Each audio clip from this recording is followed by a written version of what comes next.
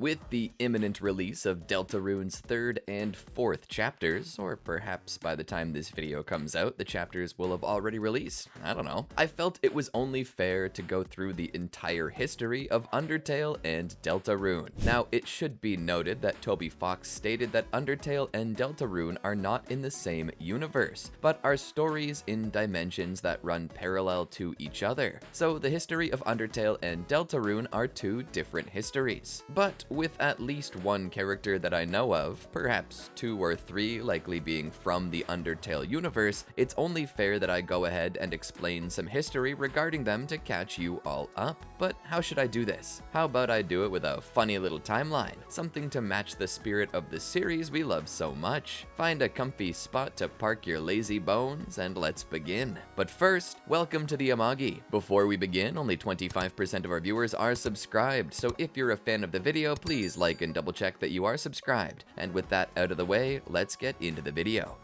Undertale. So, this world is very much like our own, except it's also nothing like our own. There are humans who live in this world who are made of blood and bone and the indomitable human spirit, because that's canon here, and then there are monsters who are made of magic, dust, and, well, less indomitable spirits. For some time, the monsters and humans lived in peace together, the monsters likely making life easier for everyone due to possessing magic. But everything changed when the Fire Nation attacked. You see, for as long as humans and monsters lived together, they apparently didn't know that monsters could absorb the souls of dead humans and basically become gods who had crazy magic and indomitable human spirit. So as you can imagine, this really freaked out a lot of people. So the humans, led by one human who looks suspiciously a lot like Dark World Chris, decide it's time to start their own genocide run, and a war with the monsters begins. But since I guess not all humans are as bad as the player, they kinda chicken out of the run towards the end, and instead decide to seal the monsters away into Mount Ebit, which may or may not be based on a real place. Probably not actually. While there are many Mount Ebits on our Earth, including in California, chances are this is not the case, as Toby Fox actually stated that the pronunciation of the mountain is actually just his name, Toby, backwards, and was based on Mount Itoi from Mother 1. Fun fact, you remember Lucas and Ness from Super Smash Bros? They're from a series called Mother, though you might know it better as Earthbound, to which Undertale is based an insane amount off of. So if you ever need a fix after you inevitably play through Deltarune chapters 3 and 4 in one sitting, consider picking up Earthbound. It might be exactly what you're looking for. Anyway, the monsters, despite fighting valiantly, are driven back because the indomitable human spirit apparently makes a single human hundreds of times stronger than a monster, making me wonder why humans feared them in the first place. It would sort of be like fearing you might be killed by a small mound of pillows falling on you. Anyway, fleeing into Mount Ebit, unsure of where to go next, the monsters were chased to the entrance by the humans, who used the power of their souls, something that will become very important from here on, to put up a magic barrier. The barrier isn't perfect, as it doesn't really keep anything out, but it does keep things in. The only way to break it is with human souls, which, of course, monsters can absorb. But apparently humans can absorb monster souls too? Because a human who enters the underground is stuck there unless they can have a monster soul absorbed. This is a little unclear, but what is known is that the monsters, now locked away, decided to do a little cave exploring. Turns out the cave is a lot larger than it seems, and by a lot larger, I mean journey to the center of the earth levels of large. Inside, it has not just cave structures, but more mountains, snow, trees, flowing rivers and lakes, and even an active volcano. So if there's any place to be trapped for 1,000 years, or more or less, or however many, it's here. And while you think that the volcano is a bad idea, apparently it's quite docile, doesn't explode, and even offers geothermal energy that the underground uses to produce electricity. So monsters are good with dealing with bad hands. Anyway, after establishing the ruins at one entrance of the mountain, they load it with booby traps and puzzles, because while they might not have equal footing with the humans in the way of physical or spiritual power, they are equal with humans on the mental plane, so they can stop them here. I mean, it's not like humans are reality-bending gods with the power to make anything they will into reality. right? Well, after building a town called Home in the ruins, their king, Asgore Dreamer, decides to set up an expedition to go deeper into the underground. Whether this happens before or after Chara arrives, I'm not entirely sure. I think it happens after, but for the sake of the question, I'll just mention it here instead. The monsters begin to spread their roots, tackling all that snow, water, and lava until they reach the other end of the mountain where a larger exit exists, though it is bound by a magical barrier still. They call this new capital they build New Home, though they don't exactly neglect the ruins by any means. Not yet, at least. Speaking of the king, he has a wife named Toriel Dreamer. These characters are going to be very important, so remember them. They are very much in love, very much love eating butterscotch pie, and very much love giving each other nose nuzzles. So much so that in the year 1998, they end up winning a trophy for it. But you know what else happens around this time? You guessed it, it's a boy. They have a little fluffy goat person baby and name him Asriel. Asriel is a bean. He must be protected. He does what? Oh, never mind then. He can take care of himself. The year 201X. The year 201X, likely 2015 because that was the year the game released, the Lonely Mountain exists in the distance. Nobody goes here because rumors are that anyone who does disappears. The only people who go here are people who actually want to disappear, which sets a grim tone for the whole game that we didn't know before. A human, who likely has our name but is canonically named Chara, travels to this mountain. Why? Did they hear about the monsters and want to help? Were they curious about the rumors?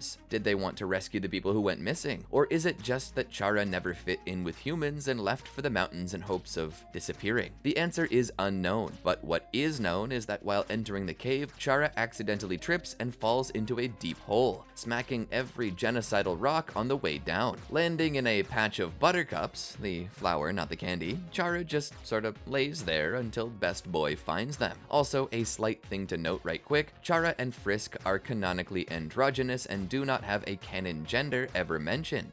But during my playthrough, I couldn't help but think of them both as girls, so if at any time I accidentally mention them with the she/her pronouns, just know that it is from habit. Anyway, Chara is found by Asriel, who picks them up and takes them to his mother, Toriel, who tends to Chara's wounds. Now that Chara is in the underground and can never leave, the kind-hearted king and queen decide that the only thing to do is adopt the child. Chara and Asriel are raised together for a little while, maybe a year or two, where it's discovered that Chara loves chocolate and has a very unhealthy obsession with knives. They're a little hellion with big dreams of killing people one day. It can be guessed that Chara might not have actually been evil during this time, but it's not entirely supported to my knowledge, as apparently they could do their scary bleeding laugh face even when they were alive. Azzy even tried to video record it, but he had a bad habit of never taking the lens cap off, I guess, because his videos are nothing but black screens and text boxes. Well, Asgore's birthday rolls around, and Asriel, wanting to do something special for his dad, decides he wants to make a butterscotch pie, just as his mother always did,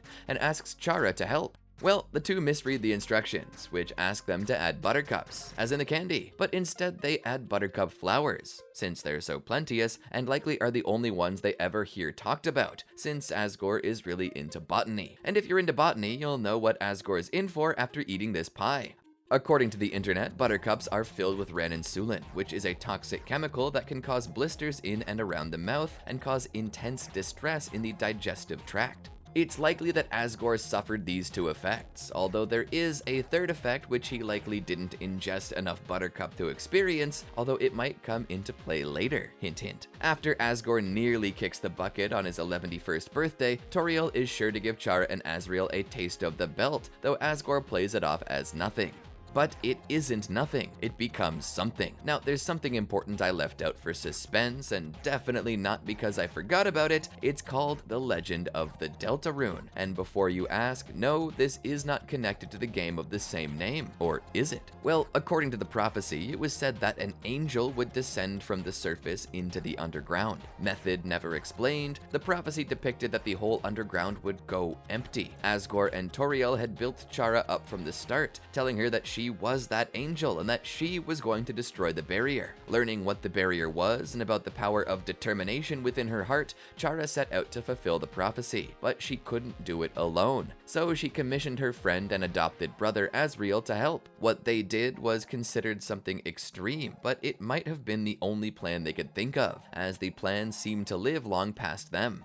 Chara told Asriel that they needed to find a way to cross the border and kill 6 humans to absorb their souls, and the only way for them to do that was if a monster in the underground absorbed a human soul. That meant that Asriel would need to absorb Chara's soul, as they were the only human in the underground, and Asriel was the only monster they could trust. And so Chara, remembering what happened with Asgore, decided to snack upon some succulently putrid buttercup flowers, but ingested a lot more than Asgore ever did, displaying not only the same symptoms as Asgore, but worse. She likely also suffered from paralysis, which is something else that can come from ingesting flowers like a goober, and so she was left in a very bad state, to which Toriel and Asgore did their best to tend to. This was where Asgore would continue to remind Chara to stay determined, as determination, if great enough, could will the very universe around them to change. Chara likely had the ability to reset as well, which would be like going back in time to the eyes of the monsters. But Chara never did, as it was their plan to die. Asriel stayed nearby. As Chara died, their little red-colored heart-shaped soul emerged from their body, and Asriel sucked it up, taking on something akin to his god of hyperdeath mode. There he would take Chara up in his arms and take the dead child to the surface to be buried, where he would then proceed to kill 6 humans from Chara's original village, using their souls to break the barrier. That was the solid plan Chara made, except they didn't realize that Asriel was all fluff and no stuff. Asriel was not him. Asriel possessed no aura, and because of that, the humans skibbitied him all the way to Ohio. The soft-hearted Asriel returned to the underground wounded half to death, surprising his parents, who would likely go to prison for neglect if they weren't in the underground. Asriel would die, his dust falling upon the buttercup flowers within the king's throne room. Yeah, this story's a real downer, isn't it? Expected it to be happier? Well, I guess that's just how layers work in storytelling. Interim. In the brief period of time thereafter, a lot of things changed in the underground. Their hope dashed, Asgore began to feel the pressure of the people he ruled. Caught between despair and the pressures of being king, Asgore declared war on the humans who had stolen his child from him. From there, he made a new law that should any humans fall into the underground, they would have to be killed. During this time, at least one more human child fell into the underground. I'm a little fuzzy on which one it was, but considering the way we encounter items and colors in the game, there's a high chance that it was the human of the light blue heart, whose trait was patience. This human likely didn't even make it out of the ruins before dying, as their items can be found in the ruins. The soul was collected and brought to Asgore for safekeeping. Asgore stored it away. It was at about this time that Toriel, disgusted by the man she saw, left Asgore. I actually need to stop for a second and rant about Toriel. For as great as I'm sure you all think she is with the whole she's trying to save the children thing y'all think, she's actually not a very good person. The reason why she left Asgore wasn't because he killed a child or was cruel. No, she left him because he wasn't strong enough to take that soul, cross the barrier, and kill the rest of the humans so the monsters could be free. In other words, Toriel kinda wanted Asgore to commit a genocide, and he wouldn't, so she left him. It should be known that Asgore wanted to bring down the barrier, but he didn't want to end all humans on Earth, as he quickly began to fear the declaration of war he made while grieving. So before y'all continue thinking that Toriel is the most stand-up character of them all, remember that Chara's plan likely actually originated from Toriel, even if Toriel didn't mean for Chara to take it that seriously. El Toriel. But with the queen gone, Asgore was left to fend for himself. It was probably around this time that the core was built by a scientist you may all come to know as Dr. W.D. Gaster. The actual appearance of Gaster is unknown, though most fans, myself included, have associated him with the mystery man in the Waterfall Secret Room. I believe Fangamer actually released a set of tarot cards, and the art for Gaster was based on the mystery man, though Toby Fox quickly had that card removed for reasons unknown. It's theorized that maybe Toby Fox didn't like them jumping to conclusions on Gaster's appearance because maybe he wasn't the mystery man, or perhaps he didn't want fangamers spoiling the secret. It's unknown. But what is known is that Toby has stated on multiple occasions that the only things he considers canon to the games are the things you can find in the games. And since Gaster's true design is yet to be revealed, he had to nix that card. But Gaster's design is probably the mystery man. Either that, or this pile of scribbles that speaks in Wingdings. Anyway, Dr. Gaster was the one who created the core in Hotland. During his time creating it, he likely did other experiments as well. This includes experiments with determination. You see, we all know that Alphys was working on using determination for medical practices, which led to some pretty bad outcomes for the patients.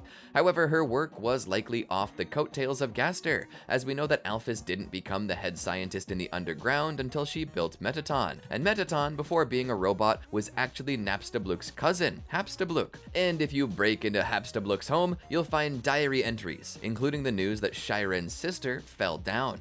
And for those who don't know, the term falling down to monsters is akin to the human term, they had a frickin' stroke. So during these experiments, Gaster must have made a mistake. According to entry 17, Gaster discovered something darker than dark. So dark that the lack of light could almost cut you like a knife. A theory exists that Gaster, through determination, might have accidentally opened the first dark fountain, though this has yet to be proven, and for fear of having egg on my face when Deltarune finally wraps up sometime in the next 84 years, I won't say what it is. Whatever happened to Gaster, he fell into his own creation, whether that be the core, or whatever thing he discovered that was darker, yet darker. Whatever happened to him, it caused him to be broken, shattered like glass across all of time and space, to which now he seems to have omniscience and omnipresence. At about this time, we know Gaster had two associates, likely assistants. Who they were is unknown, but it's of my belief that one of them was Sans, who we know has scientific background due to his funny quantum mechanics book,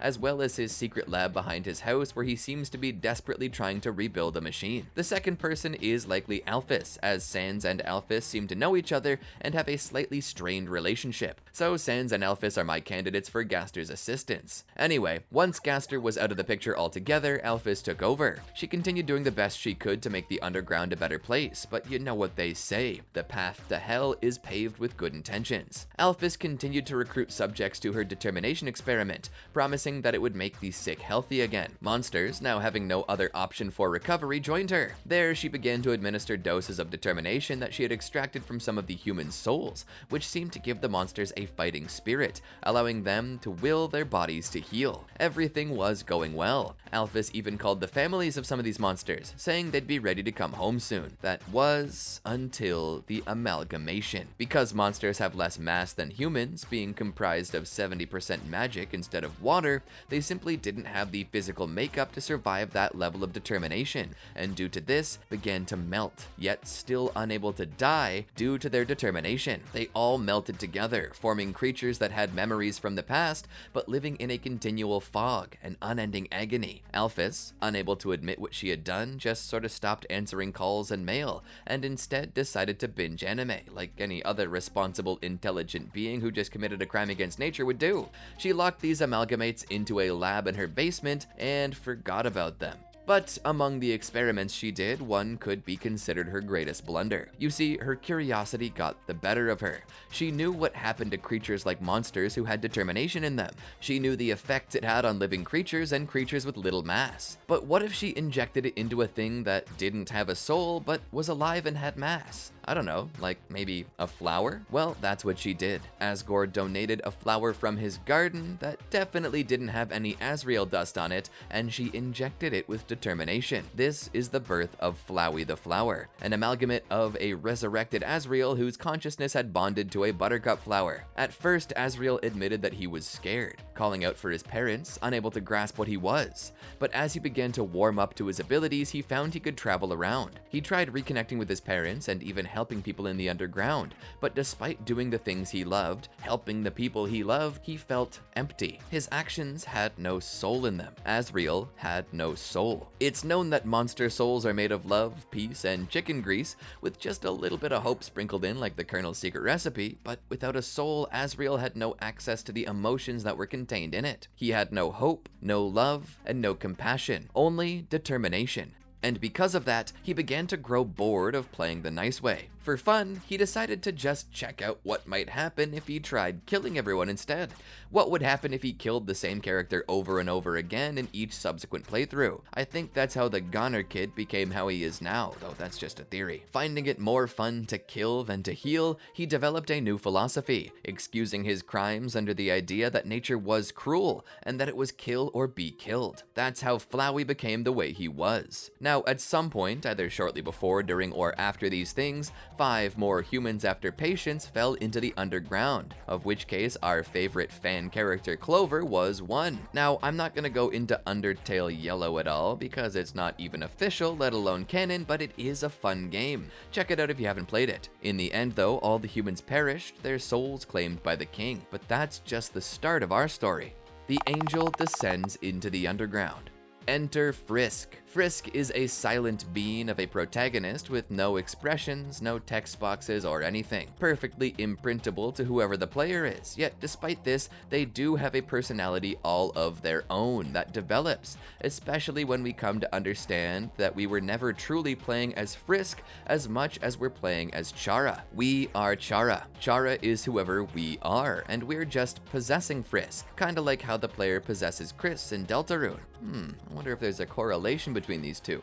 Frisk falls into the underground, where they meet Flowey, and he introduces us to some of the mechanics of the game, including our soul, movements, bullets, love, EXP, and HP. But just as he offers us one way to play the game, telling us it's kill or be killed, Toriel shows up to throw him off and rescue us. She treats us kindly and serves to introduce us to the mechanics of acting and mercy. By the time we reach our first enemy, the game leaves it up to us to decide whose philosophy we'll follow. If we choose to create our own philosophy, trying to be kind, but understanding that death is a viable answer, we'll get a neutral ending. If we follow Toriel's philosophy of mercy, we'll get a pacifist ending. If we follow Flowey's philosophy, we'll either get a very bad neutral ending, or if we take it to the extremes, we might even get a genocide ending. And what's funny is, considering how resets work in this game, how the game remembers and by extension references your actions after a previous playthrough, all endings are technically canon.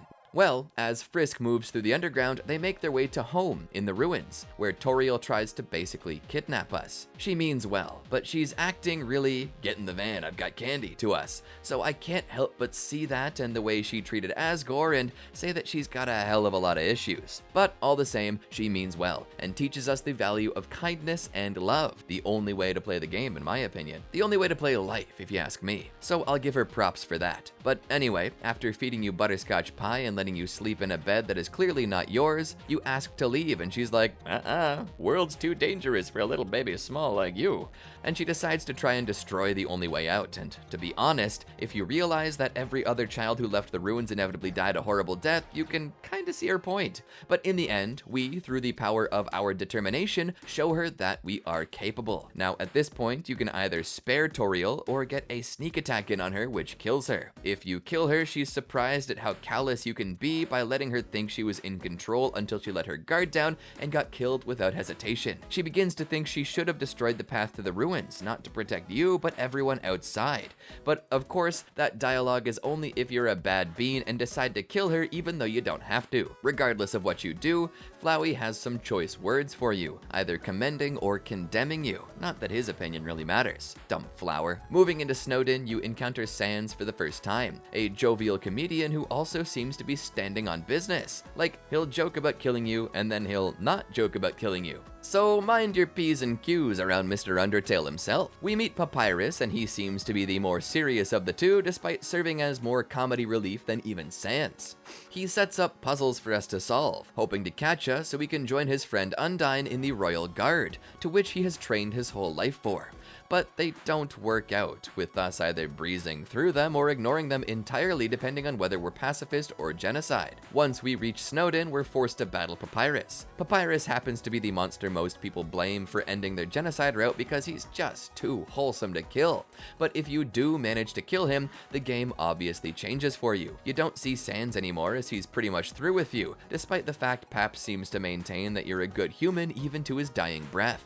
Moving past, we enter the waterfall area, which has to be the best area in the whole game. Not only is it beautiful, but the music is some of the best in Undertale, and would definitely be where I'd set up my house if I lived there. During our journey through Waterfall, we actually run into Papyrus's friend, Undyne. She hunts you like crazy, chasing you through many different areas within Waterfall, not even giving you a chance to fight back. By the end of it though, after passing through the trash heap area, you reach the exit of Waterfall that leads into Hotland. Now, it's important that I stop and explain what happens in the Undyne battle, because depending on your actions up to this point, things change drastically. If you choose to fight Undyne and kill her, she will refuse to turn to dust based on her own pure willpower, channeling determination to stay together. However, this actually causes her to melt until she turns to dust, her determination apparently giving out. However, if you've been playing a genocide route up till this point, the Underground has already become aware of your actions and has pretty much declared war on you.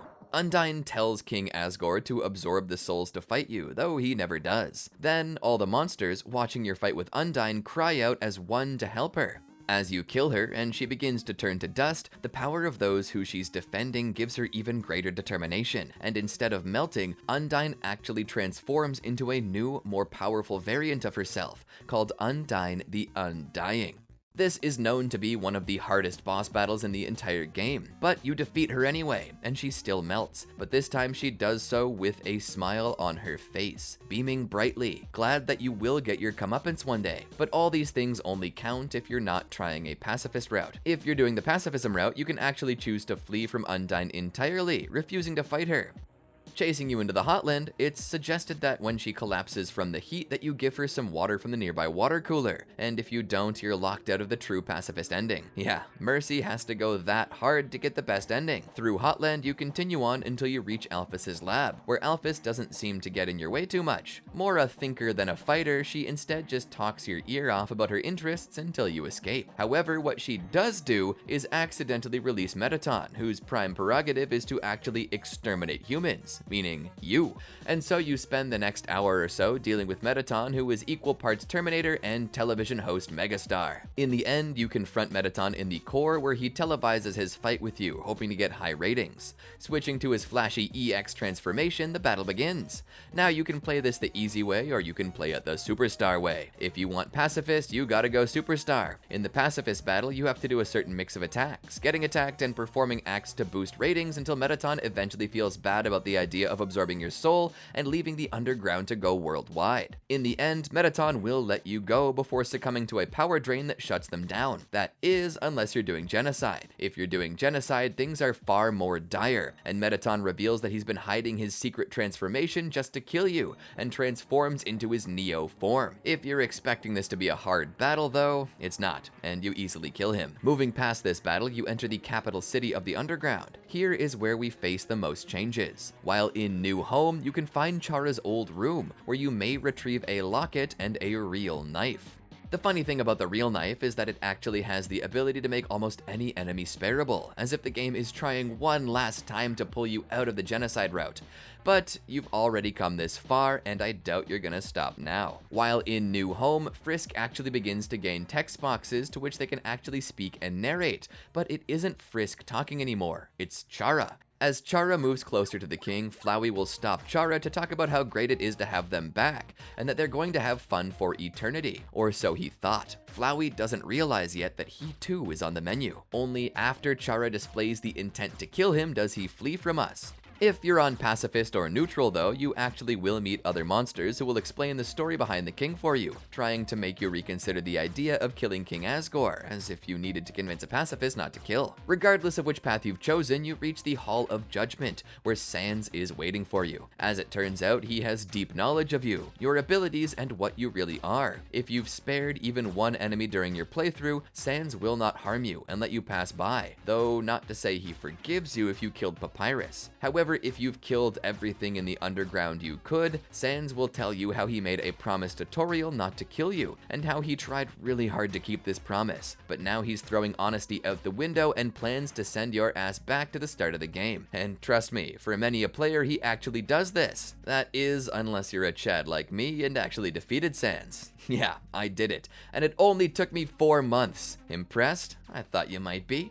If you defeat Sans, he limps off screen and turns to dust, letting you pass. There you find the king and kill him in one shot without even initiating a battle. Flowey tries one last time to beg for his life, playing on your sympathies, but there is no mercy, only genocide. Flowey is also killed, and Chara appears before you, congratulating you on becoming strong and eradicating the enemies. After this, Chara states that it's time to leave this world behind and move on to the next, giving you the choice to erase your file or not. If you choose not to erase, Chara is confused, asking when you ever thought thought you were in control and proceeds to destroy the Undertale universe as well as your file, ending the game. However, if you don't like that ending, you can wait on the empty Undertale menu for about 10 minutes before Chara contacts you. Chara says that it's strange that you want to go back, but says that they'll allow it in exchange for a price, that price being your soul. If Frisk chooses yes, Chara will bring back the Undertale universe for you to play in, letting you choose what to do next. Depending on if it's another genocide or not, Chara might even encourage you to try pacifism next. If you're playing the game in the neutral or pacifist route, you move on to face King Asgore in battle. Depending on whether or not you choose neutral or pacifist,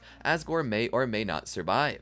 If it's neutral, Flowey kills him and absorbs the 6 human souls, becoming Omega/Photoshop Flowey, where he proceeds to actually retcon the entirety of this history instead for a world where all monsters and humans cease to exist, Thanos style, before the war even starts. He then proceeds to kill you over and over and over again until the human souls begin to revolt against him in favor of saving you and the whole world beyond. With Flowey defeated, you're given the choice to either kill him or spare him. If you've played through the game without killing a single monster, you are encouraged to spare him, and doing so will actually cause the game to tell you how to get the pacifist route without restarting your save file. If you decide pacifist is the way to go, you must go back. Make sure you have a playdate with Papyrus, a playdate with Undyne, who now wishes under Papyrus's suggestion to teach you how to make spaghetti. And if you did that, then you may also deliver a letter from Alphys to Undyne detailing Alphys's desire to be more than friends. If everything goes well, you'll find that the true lab in Alphys's lab is now open. Once you enter the true lab, you are locked into the pacifist ending. There, the game takes a semi-horror atmosphere and becomes one of the most interesting locations in the game. You discover the truth about the amalgamates, as well as the experiments with Dr. Gaster. You discover many things that seem to defy explanation and leave you unsettled, feeling as though a jump scare is just around the corner, despite the fact that the monsters in the true lab are probably as kind, if not kinder, than the monsters outside of it. Once you help set the suffering monsters at ease, Alphys makes the fateful decision to come clean to the rest of the underground about her Frankenstein-esque power trip. She sends the amalgamates home to live with their families, which is a happy ending for them, I suppose. But once you complete the true lab, you're allowed to leave for New Home, where you may spare Asgore after fighting him, but only after being commended by Sans in the Hall of Judgment, who basically thinks you're a real stand-up guy. But when you spare Asgore, it's revealed that Flowey was behind everything all along, and wanted you to do a true pacifist run so that you would unite all of the underground as one. He knows that even with the 6 human souls, he can't beat you, and that he needs 7. But since 7 don't exist, he'll need to absorb every soul in the underground to make up for the lack of human souls. And so he absorbs all of your friends you made and becomes the god of hyperdeath. But despite being really tall now, he's still a very tiny person on the inside, and turns out to be very emotionally vulnerable. Apparently, slurping up all those souls had the added side effect of making him feel compassion and love again, admitting that he simply doesn't want to be alone. In the end, you're offered the choice to forgive Asriel and hug him. You can also be a total loser and refuse to hug Asriel. For real, where's your soul? Either way, the ending doesn't change. With the battle over, Asriel breaks the barrier and allows everyone to escape the underground. He decides to remain in the ruins, where he plans to stand sentinel over Chara's grave, which just so happens to be the bed of flowers you fell in at the beginning of the game, likely explaining why Genocide Frisk ends up possessed by Chara. If you're lucky enough and you manage to get the proper RNG, you might meet a character named the Clam Goner, who actually says you'll soon meet a neighbor of theirs named Susie. And though it's not spelled the same, it's very likely that this Goner is talking about Susie from Deltarune. In the end, Frisk may either choose to return to their previous life or live with Toriel. If you choose to live with Toriel, there's a short cutscene about Frisk sleeping in Toriel's house after their long journey. And if you go off in your own direction, you'll get a commemorative photo to remember your friends by. However, these endings will be tainted if you previously did a genocide route, in which it's revealed that you were never Frisk, but still Chara. Chara will be the one sleeping in the bed if you choose to stay with Toriel after the pacifist ending, and in the group photo it will be Chara standing there, not Frisk, and all the monsters will have their faces marked out in red as if they were checked off a hit list. This is to remind the player that even if you did a pacifist route after, your genocide is still canon, and Chara still technically possesses ownership over Frisk's soul, and that might lead into our next game, Deltarune. Deltarune is the game that comes after Undertale. While not being in the same universe, one can't really call it a direct sequel. Not even sure if you could call it a prequel either. It's a parallel dimension to Undertale, meaning Undertale's history isn't canon to it. Kinda. It's kinda not canon to Deltarune. The reason why I mention this is because there's a unique case in Deltarune that, despite Asgore never being a king, Asriel never dying, etc., etc., some characters are displayed as maybe being from Undertale. While we do not know for certain if the character speaking in the character creation screen is Gaster, we do have a lot of evidence that points to it, such as the character creator in the game's files being referred to as Gonermaker, with Goners being possibly linked to the Gaster followers from Undertale. Furthermore, the theme Another Hymn seems to be utilizing the Gaster's theme leitmotif as a part of it, and if that's not enough for you, the name Another Hymn is in reference to how Gaster is often called him. One piece of proof would be that excerpt of entry number 17 on Deltarune's website that was actually titled hymn.png.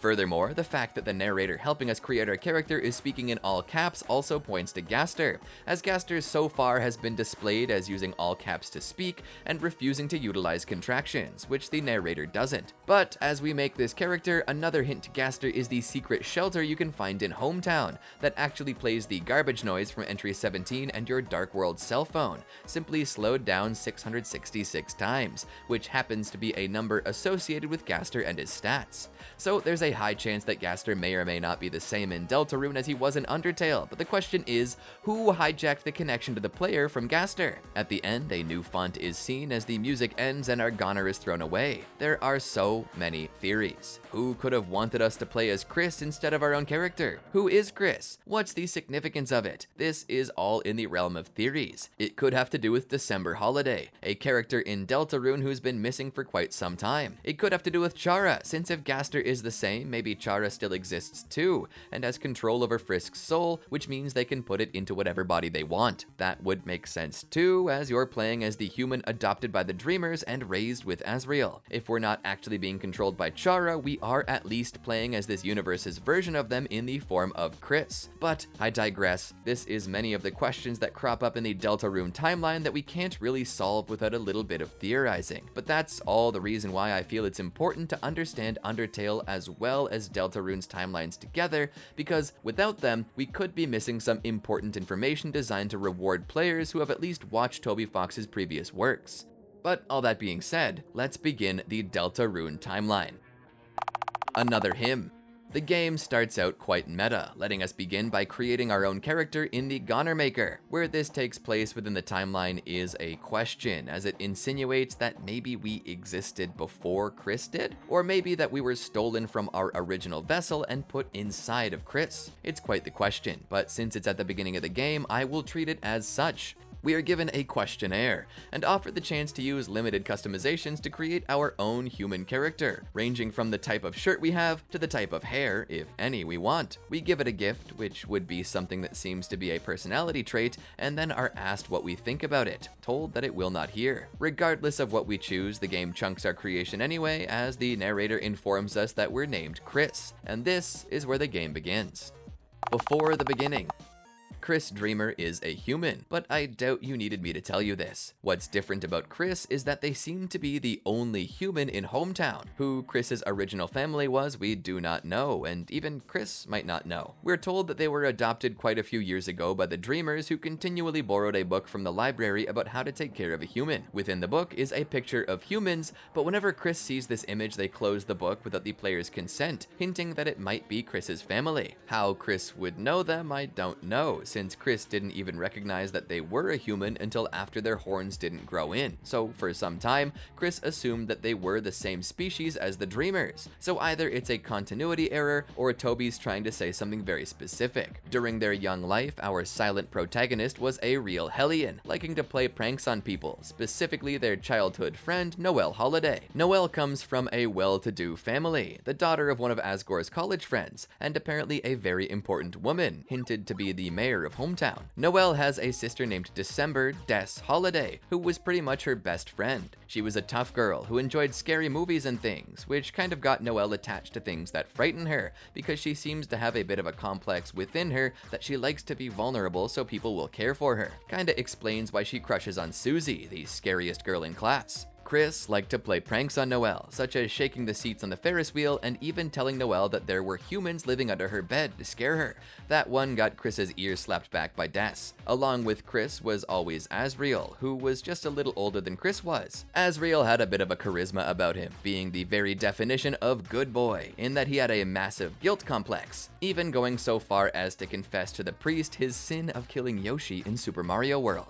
It seems that Yoshi is Asriel's favorite video game character. That's canon. The Dreamers seem to be very devout people, being deeply ingrained into the strange religion that the Deltarune characters believe in, though they seem to be very different from traditional believers of it. For one thing, Alvin Boom, the priest of the church in their town, spoke of the religion of Deltarune, about their belief in the angel, a callback to the Undertale prophecy, and how they don't believe in the concept of sin and confession. Despite these things, in Undertale, Sans utilizes his powers to force you to feel your sins as if he's the Ghost Rider. Furthermore, Asriel in Deltarune seems to truly believe in the concept of sin, as he confessed it to Alvin, begging for forgiveness for himself and on behalf of Chris, who used to kill Yoshi on purpose. It doesn't seem to be something unique to Asriel, but considering that the moment Asriel's parents discovered he kissed Caddy in a game of Truth or Dare, they made him attend church every day that week. So what's going on there is likely a question we won't see answered until Chapter 4, as it seems, prediction time, that Deltarune might be hinting that the angelism that the characters seem to believe in is a false religion.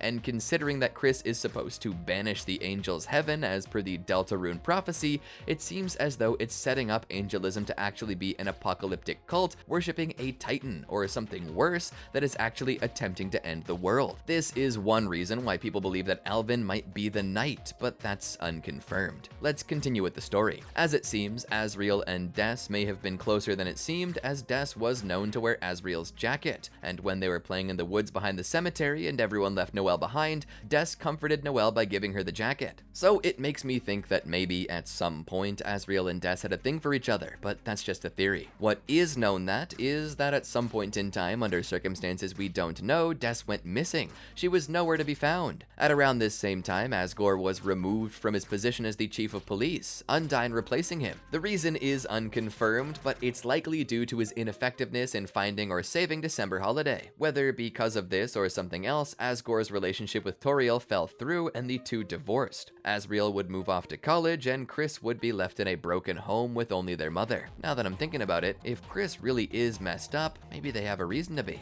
Chapter 1. Okay, so now we begin the actual story of Deltarune. As the game begins, we wake up in our bedroom as Toriel tells us it's time for school, and like every other kid who hates school, we slough out of bed, completely missing breakfast. Toriel drives us, where it's revealed that she is a teacher herself at the school, just not your teacher.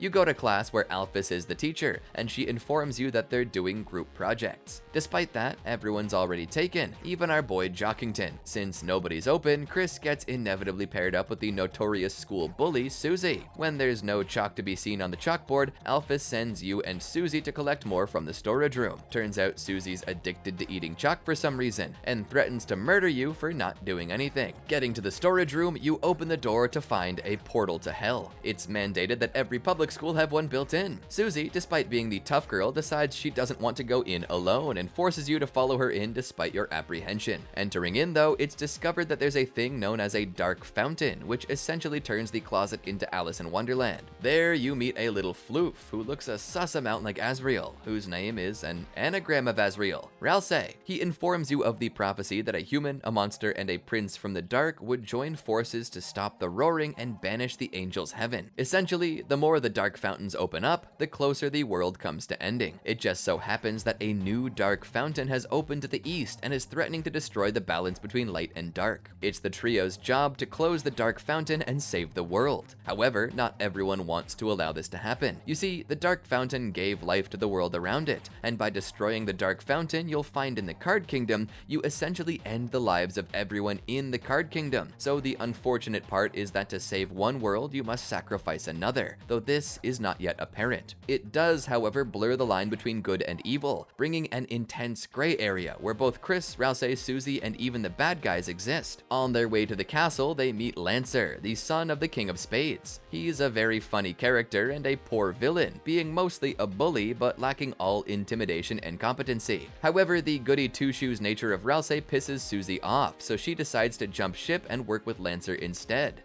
But despite this, they both suck at being villains and learn that the real villainy was the friends they made along the way. They join back up with the team, though this might not last for long. Making their way to the card castle where the King of Spades exists, Lancer betrays them after he realizes that they plan to depose the king, his father. Caught between loving his friends and loving his dad, Lancer decides to lock the gang up so that they and his dad never have to fight, but Susie escapes anyway and threatens to kill him, stopping only when she realizes the tough spot she's put him in. Despite that, what has to happen has to happen. Freeing Chris and Ralse, they run through the castle. Depending on if you actually wish to 100% the game or not, you may go to the hidden cell on floor ?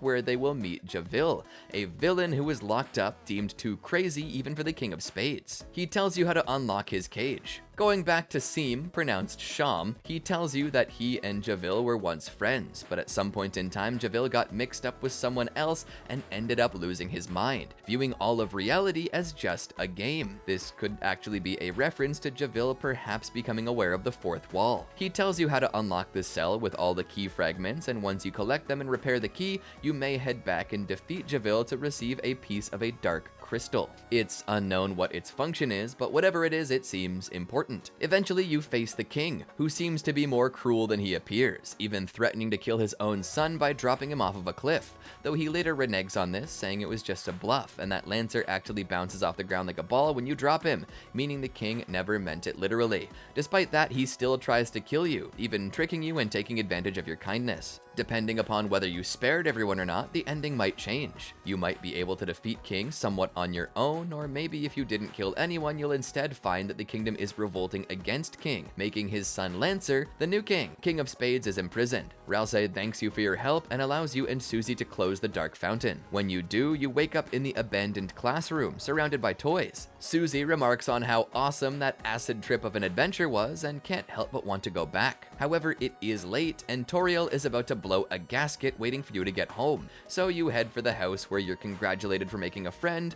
but are punished for staying out too late without calling. You're sent to bed early, where at some point during the night, Chris decides it's time to startle the player by ripping out their own soul and locking it in a cage. Fun fact, when the heart is in the cage, if you use the directional keys or buttons, you can actually move the heart in the cage, insinuating that Chris is removing their soul to stop their connection to us for some reason. They then pull out a knife menacingly, though we're not sure what they're going to do. Chapter 2.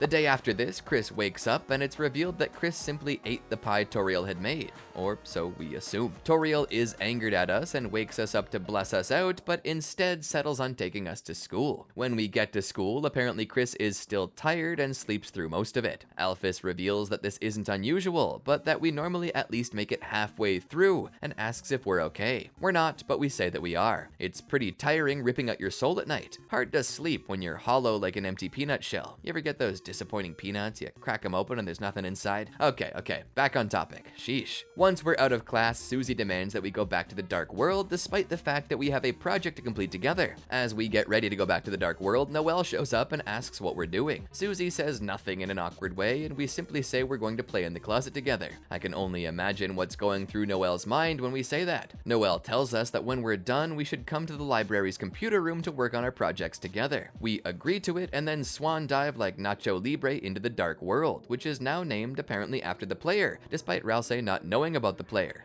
Unless he does. Oh my soul, my whole world is changing now. Ralse is manipulating us the whole time. Ralse is the knight. Ralse is actually Azrael in disguise and is actually this game's Flowey in a more subtle version of his own evil machinations. Or maybe it's just a coincidence and Floofy Boy is just a Floofy Boy.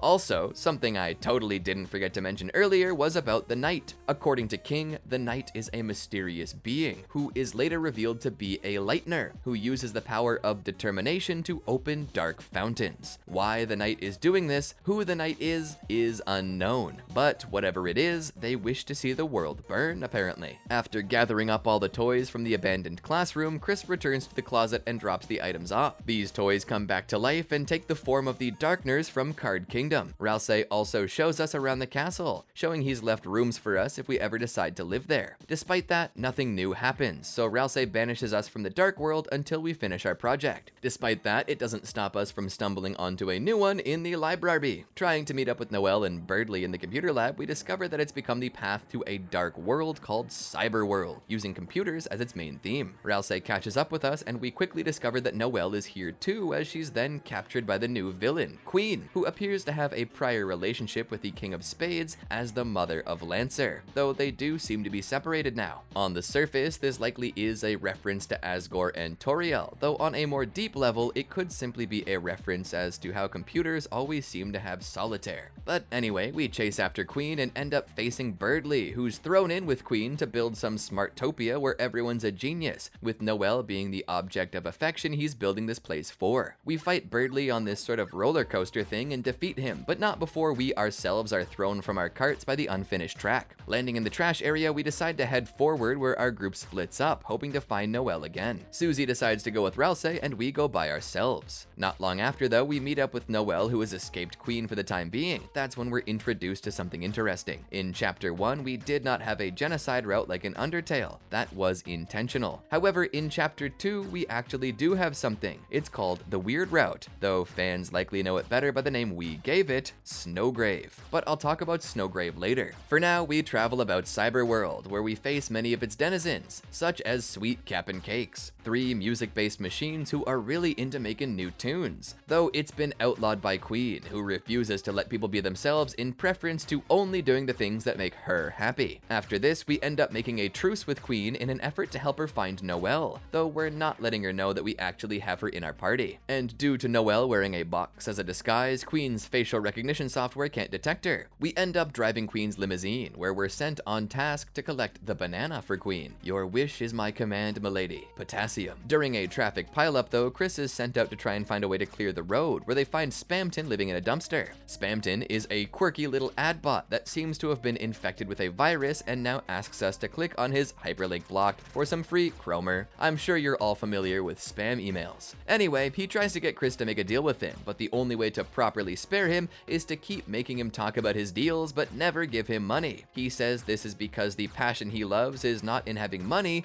but the freedom to make a deal the way he wishes to. Due to him liking us, he asks us to visit his shop back in the trash zone, where if we do, he will give us some insight about himself, as well as someone named Mike, and an object called Keygen, which if purchased will open up a special floor of the Queen's mansion. Leaving the silly little man behind, we continue our journey. We learn that Queen isn't exactly seeking Noelle to harm her or force her into servitude, but simply to make her happy, as Queen notes that she is designed to make people happy, and that Noelle's browser searches are so sad, likely due to her continual searches of anything regarding her missing sister. Eventually, we meet up with our team again, and after many encounters with Birdly and Queen, we draw closer to the castle, where Queen captures Noelle and the rest of the team save for Ralsei, who she puts in a butler outfit and forces to serve her. And apparently he does, because he's just such a good boy. At this time, Birdly has been betrayed by Queen as well, who was locked everyone away. Thankfully, we still have Lancer in our inventory from earlier, though Ruxel's card, who is supposed to be there as well, is nowhere to be found. Not that anyone would care, except it's going to come up soon. Upon escaping our cell filled with our search history, Chris, Susie, and a now reformed Birdly escape, with Birdly admitting that he's not actually smart and just riding off of Noelle's coattails. He embraces the power of ignorance and decides to dedicate himself to helping Noelle instead of forcing her to help him, and proceeds to formulate a plan to which he and Susie will find Noelle and get to a safe location as Chris and Ralsei confront Queen. During this time, however, Lancer turns to stone and Susie isn't sure why. Ralsei explains it's because certain Darkners aren't compatible with other dark worlds, and that Lancer wouldn't be able to exist there. He informs Susie not to worry though, as the moment they return to their own dark world, Lancer will recover. They then proceed to execute the plan to save Noelle. The plan goes off without a hitch until, while traveling down a river of battery acid, Ruxel's card appears to challenge us, having betrayed us for the Queen. However, after a short puzzle, he too turns to stone, not being compatible with this dark world. By the end, end, Susie rescues Noelle and Birdley supposedly takes her to safety, allowing Susie to meet back up with the team. Before confronting Queen, however, should you have collected the keygen from Spamton, you are allowed to go down to the basement, where you find an odd machine that looks a heck of a lot like Mettaton Neo from Undertale. Taking the disc from inside, if you bring it back to Spamton, he will upload himself to the disc, which you can then bring back to the machine. This uploads Spamton to the machine, creating Spamton Neo. However, Spamton realizes he's still being held by strings like a puppet. Infuriated that he's still not free, he decides to take his frustrations out on us, hoping to rip our soul out to give him the power to become a big shot and take revenge on Mike for betraying him. Just as Chris is about to bite the big one, Susie and Rouse appear and attempt to help us. A battle launches where you may either attack Spamton directly or try to cut his wires. If you cut enough of his wires, he'll be thrilled and will let you cut the last wire so he can be free. This elation turns to terror as he falls to the ground immediately after, realizing he can never become a real boy. Saddest Pinocchio ending confirmed. Chris is shaken by this, but chooses to soldier on anyway. In the end, with the help of all their friends and the Thrash Machine, the team manages to defeat Queen. From there, the Lightners convene to decide if Queen was actually wrong. The dark world is so much better than the light world, so why not just make more dark fountains? That is until Rouse explains the roaring and what this roaring night is going to bring about, how Titans will invade the land, how the Darkners will all turn to stone, and how the Lightners will be stomped out of existence. This startles everyone, including Queen, who had no idea it would get so bad. To that end, they decide not to open a new fountain and instead to vote to close the one that's already open. However, Rouse promises that they will rescue all of the Darkners from Cyberworld and bring them to Player Town. Everyone is elated, and as the fountain closes, everyone wakes up, believing it to be a dream. Susie and Chris know better, so before they leave, they gather up everything in the computer room and bring it to the school closet's dark room. After this, they choose to return home, where Susie is invited to stay for the night. Susie accepts, and Toriel teaches her how to make butterscotch pie. However, as they do so, Chris sneaks off to the bathroom, locks away their soul in the cabinet, and sneaks outside to slash Toriel's tires before returning to restore their heart. Toriel notices the tires and calls the police to come check it out. That night, they watch basically Godzilla marathons until they all fall asleep. But as they fall asleep, Chris wakes up, rips out their heart, stuffs it into the couch cushions, goes over to the door, opens it up, and then turns on the television, letting dead static echo through the air. They then pull out their knife, stab the ground, and awaken a new dark fountain in their very own home, before returning to the couch, retrieving their soul, and going back to sleep. And that's where Chapter 2 ends. But as you know, there's still something massive we haven't covered yet. Snowgrave.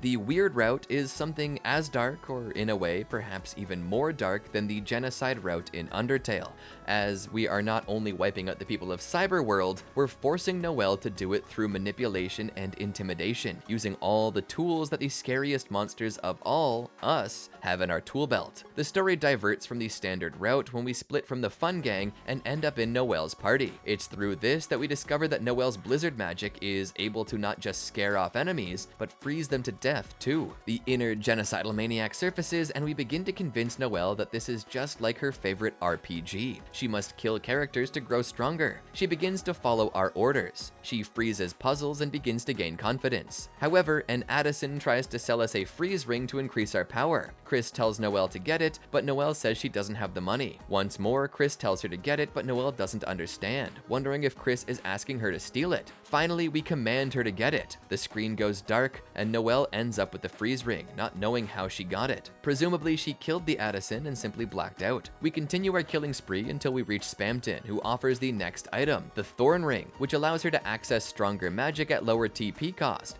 though it does damage to her in battle. We force Noelle to wear it and begin to finish our genocide. Eventually, we reach Birdley, who demands that we stop hurting Noelle, but instead, we force her to cast Snowgrave. Noelle claims not to know how, but we insist. She casts it and ends up freezing Birdley solid. Noelle, in shock, stumbles off screen. A quicker way to the mansion is unlocked via the sewers, and as Chris travels there, they meet up with Susie and Rouse, only to find out that our killing spree served as a distraction that allowed Spamton to take over Queen's mansion. The entire first battle with Queen is skipped because Birdley is already dead, and the final battle is avoided as Rouse explains the consequences to Queen. Susie, concerned for Noelle, heads back to talk with her, leaving Chris to seal away the dark fountain alone.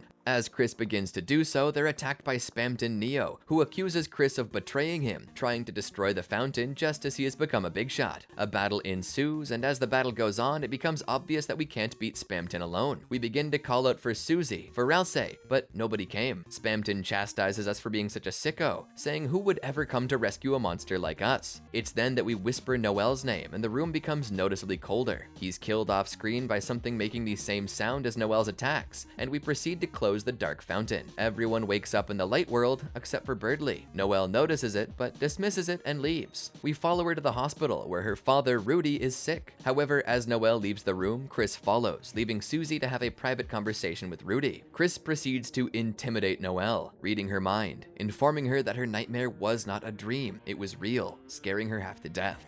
Before we can finish leaning on her in the most horrific fashion possible, even with the creepiest theme flashback playing in the background, Susie interrupts us. After this, everything ends the same as usual, with Chris opening the dark fountain in their home, leading us to the as of yet to be released Chapter 3. Deltarune is such a cool game. I can't help but play it over and over again. People might think I'm nuts, but having played Undertale, I kinda think Deltarune is even better. The mechanics, the lore, it's all just polished so much. It reminds me of Undertale, but developed beyond anything Undertale had been. From the lore, to the themes, to the mysteries, I could spend all night just going through YouTube lore compilations, theories, and explanations, just to find one more nugget of info about the series. But before we end the video, since it's so close to releasing, I want to hedge my bets and make a theory of my own about the knight. First off, the theory exists that Chris is the knight due to them opening a dark fountain, but this isn't likely to me. I believe Chris is a subversion. After all, if it were Chris, wouldn't King and Queen, both of which idolize the knight, recognize Chris? So possibly not them. A second theory others have is that it's Des. After all, she's missing and obviously playing a large role in the lore of Deltarune, yet never present. We can never account for her location, therefore it's possible that it is her. I even heard theories that it's Asriel or Alvin Boom. After all, it's no coincidence that Asriel happens to look like Ralsei, and he seems to be the only Darkner that never turns to stone no matter where he goes. And considering that Alvin seems to be struggling with the choice to use his father's hammer for something, it is very possible. But I'm going to offer a theory I've not heard anyone talk about yet. What if the knight is the vessel we made at the beginning? It sounds crazy. After all, it was discarded, right? Well, it's not as discarded as it seems. You see, just like the thrash machine we made in Chapter 1, our goner we made is actually saved in a file for later. The same type of file as the thrash machine, and the thrash machine appears in Chapter 2, the same as we built it in Chapter 1. So it's highly likely that we'll see the vessel in a later chapter. Considering that Undertale almost seems to make a note through entry 17 that Gaster may have opened a dark fountain, and if it's Gaster who made our vessel, then wouldn't that also mean that our vessel might be attempting to open more dark fountains for Gaster? Maybe so he can return. I could be spitting something crazy, and one day we'll know these things, and I could be wrong, but I just thought, why not throw a thought I had out there? Anyway, the lore of Undertale and Deltarune, while simple on the surface, goes deeper, playing with themes such as unfounded fears to what appears to be the struggle to grow up and let go of the things in your past, or perhaps the maintenance of innocence in refusing to grow up and letting yourself continue playing with toys, playing with imagination in the closet. Maybe there's nothing wrong with telling stories to enthrall your friends. I can tell you from experience that sometimes growing up isn't letting go of the things you love, but simply being more responsible with them. If you like toys, then play to your heart's content till you're 50, 60, 100 years old. If you like writing stories and playing video games, then that's what you do. The things society throws away are the things that it finds to be weird. But in a world where everyone craves to be unique, why do we all seek to be alike? Social pressures, the inability to express yourself, the loss of freedom, all of this is central to the stories of Undertale and Deltarune. And I think it's a wonderful message to tell people that growing up isn't about killing the kid in your heart. It's about simply teaching that kid to be more responsible. After all, what you do in your free time is up to you. Anyway, enough monologuing about one of my favorite game franchises of all time. You've been here a very long time, and I think it's time to let you go. If you enjoyed this story, be sure to let me know about it in the comments below. What are your favorite parts of Undertale and Deltarune? What would you like to see in the next chapters? Who do you you think the night is? Theorize with me below and help me get ready for Deltarune Chapter 3 and 4. Don't forget to like and subscribe and ring that bell to be notified when more content like this drops. And if you're feeling up to it, check out these other great videos from our channel. Until next time, my friends, stay determined.